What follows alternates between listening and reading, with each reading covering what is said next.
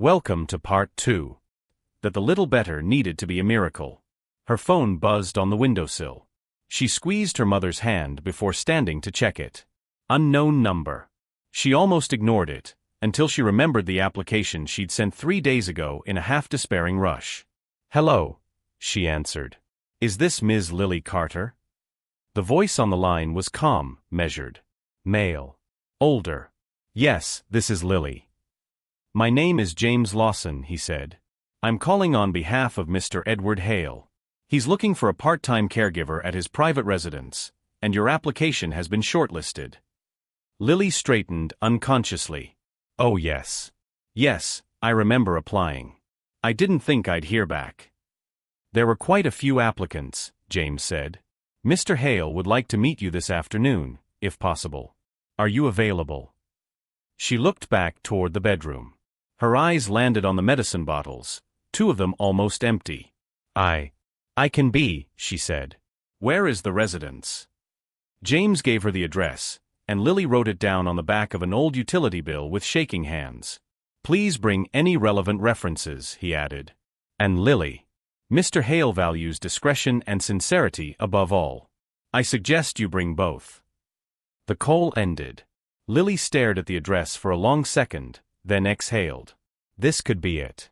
Even a modest wage would keep them afloat a little longer. Maybe enough to clear the red stamps.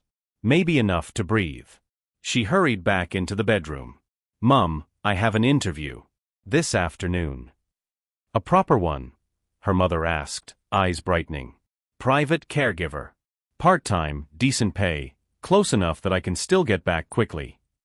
She adjusted the blanket.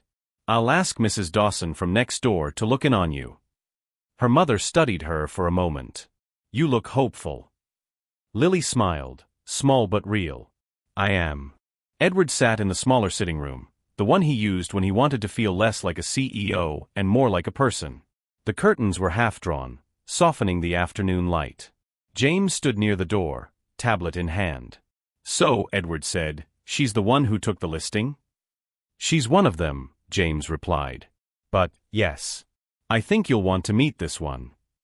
Edward raised an eyebrow. "Why her?" James hesitated. She sent a cover letter instead of just a CV. Talked more about her mother than herself. Said she was applying because she needed to keep someone she loved safe. Something in Edward's chest shifted. "Bring her in," he said quietly. A few minutes later, Lily stepped into the room, smoothing her second-hand blouse nervously. Her shoes were scuffed, her bag frayed at the edges, but she stood straight, eyes steady despite the tired shadows beneath them. "Mr. Hale," James said, "this is Ms. Lily Carter." Edward rose slowly. "Lily," he said, "thank you for coming on such short notice." "Thank you for seeing me, sir," she replied. Her voice was gentle but clear. He gestured to the chair opposite. "Please sit." The interview was supposed to be simple: questions about experience and availability, basic health checks, legal requirements. But it didn't stay simple. When he asked why she wanted the job, her answer wasn't rehearsed. "Because I'm good at caring for people who don't like needing help," she said softly. "My mother hates feeling weak. She apologizes every time I have to help her to the bathroom. I think pride and illness don't mix well. So I've learned to be there without making people feel small." Edward watched her closely. "You don't think taking a job like this is beneath you?" She smiled, just a little. "Sir, I'm trying not to lose our home. There's nothing beneath me if it means someone else can sleep without worrying." James glanced at Edward, but said nothing. They talked for 20 minutes. Each answer Lily gave was simple, unpolished, and quietly devastating. She didn't hide her situation, but she didn't use it to beg, either. She spoke more about dignity than about money. When she finished, Edward leaned back in his chair. "James," he said, without breaking eye contact with Lily, "do we have any other candidates scheduled today?" "A few," James replied. "Cancel them," Edward said.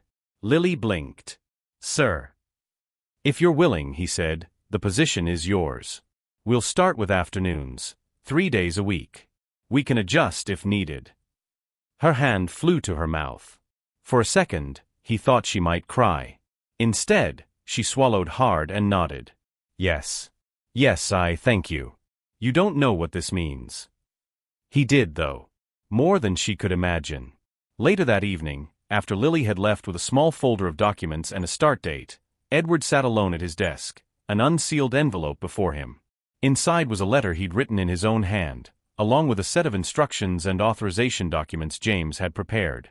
The gist was simple: if this envelope ever made it into Lily Carter's hands and was properly executed, she would never have to worry about eviction notices or red-stamped bills again. Not charity. Not a pity gift. An investment in the only person who had looked at him and seen a human being instead of a balance sheet. He sealed the envelope, wrote for Lily, in case of emergency on the front, and slipped it into his jacket. The next afternoon, he watched her through the large kitchen doorway as she carefully arranged his medication in a pill organizer, speaking to him as if he weren't a fragile artifact but a man who still had choices.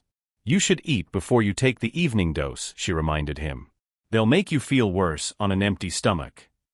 "Worse than I already am," he joked lightly. She didn't flinch at the mention of his illness. "Worse is still worse, sir," she said. "Even if you're already having a rough time." Claire walked in then, heels clicking on the tiled floor, phone glued to her ear. She barely acknowledged Lily, speaking loudly about a potential buyer for one of Edward's properties, as if he weren't sitting at the kitchen table listening to every word. When she finally swept out again, trailing perfume and entitlement, Lily muttered under her breath, "That woman would sell the tiles if she could." Edward chuckled. "You're not far off." Lily flushed.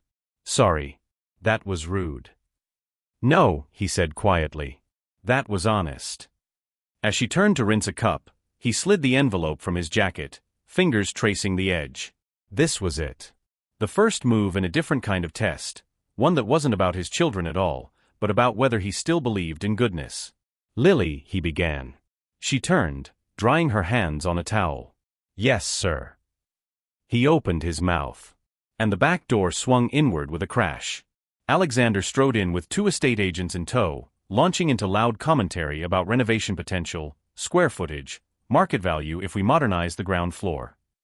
Lily stepped back instinctively, pressed into the corner as the whirlwind of their plans filled the room. Edward's hand closed around the envelope again. The moment was gone. An hour later, after they'd all scattered, Alexander and the agents to measure walls, Claire to make a furious phone call about a delayed spa booking, Lily gathered the mugs they'd left behind, rinsing them at the sink. As she reached to wipe the table, a pale envelope slipped from the stack of folded newspapers, landing silently near the edge. Her hand brushed it. The doorbell rang sharply. She froze torn, then rushed out to answer it, leaving the cloth perched by the envelope. The housekeeper, returning late from an errand, slipped into the kitchen minutes later, humming under her breath. She swept the table efficiently, stacking the newspapers and tapping the stray envelope neatly on top. Without looking at the name, she carried the pile to the sideboard in the adjoining room and set it beneath a heavy crystal bowl. By the time Lily returned, slightly out of breath, the table was spotless.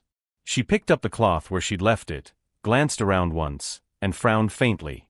"I could have sworn I knocked something off," she murmured. Then she sighed and returned to Edward, unaware that the envelope with her future inside it now lay buried in a forgotten stack of paper, just out of sight. Agonizingly close. The house changed first. It was subtle at the beginning, barely more than a shift in the air. A vase moved. A painting taken down from the hallway. Papers arriving more frequently in thick white envelopes with embossed letterheads.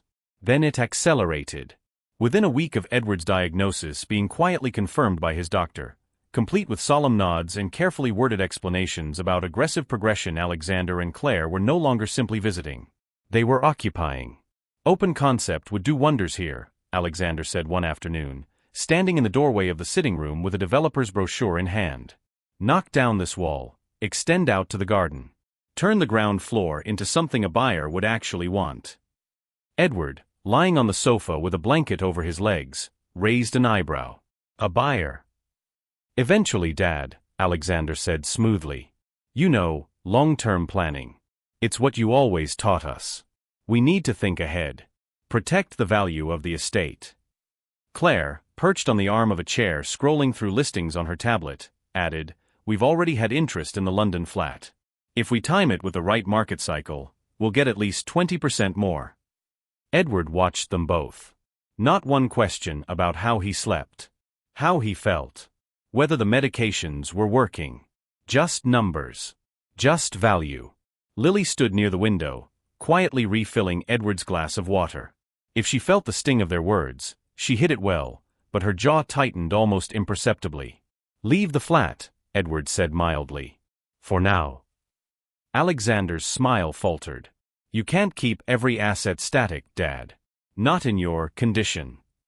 He said the last word with careful sympathy, but his eyes were greedy. Edward let his gaze drift toward the sideboard in the corner of the room, the one with a crystal bowl sitting atop a neat stack of old newspapers and envelopes. The envelope. Her envelope.